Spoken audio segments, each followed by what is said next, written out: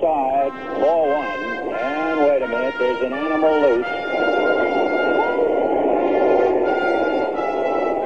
Two of them, all right. I'm not sure what he's doing out there. It looks like he's going to burn a flag, and Rick Monday runs and takes it away from him. And so Monday, I think a guy was going to set fire to the American flag. Can you imagine that? 30 years later, I could not tell you immediately what was on my mind, except what they were doing was wrong. As far as I'm concerned, it was wrong in 1976. It's wrong today, what they were trying to do. The first match was struck, and as it was put to the flag, the wind blew it out, and I'm still running at them. The second match is ignited, and one of them starts to put the match to the flag at the same time I got there. I do know that I thought about maybe bowling them over. But now I can get the flag before maybe the match can get there. So I reached down, picked it up, still on the run. And the first thing that came to mind, you could smell the lighter fluid. That's how much they doused it. And it was soaking wet. You could feel the coldness of this lighter fluid.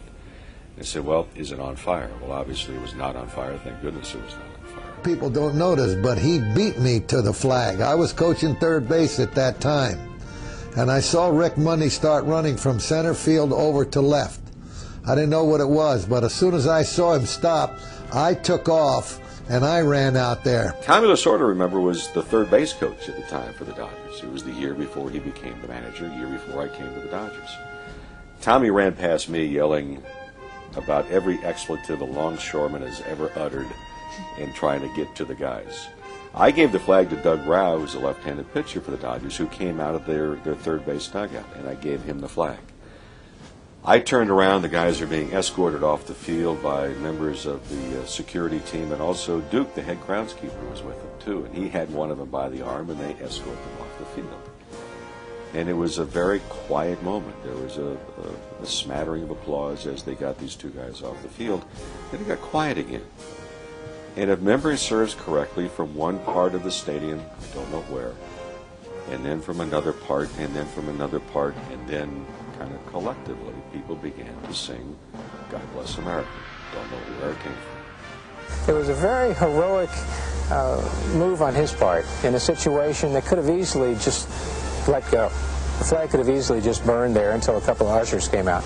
But Rick acted, and I think we're all very, very happy that he did. I'm surprised by the response in the greatest sense of the word. Embarrassed by the intention that was focused upon me, because I don't know anyone that would not have done the same thing had they been as close to it as I was. So that being said, I get letters every week from retired servicemen, from their families, from kids who were not even born then that heard about it. And I started again a little bit more so a few years ago. Major League Baseball had selected that moment, saving the flag, as one of the top 100 moments in Major League Baseball history. So there was a rejuvenation of that entire thing. And from time to time, people ask, well, are you upset because you spent 19 seasons in the major leagues and you're known for primarily stopping two people from burning the flag? If that's all you're known for, it's not a bad thing at all. I think it solidified the thought process of hundreds of thousands of people that represented this country in fine fashion. Many of them lost their lives.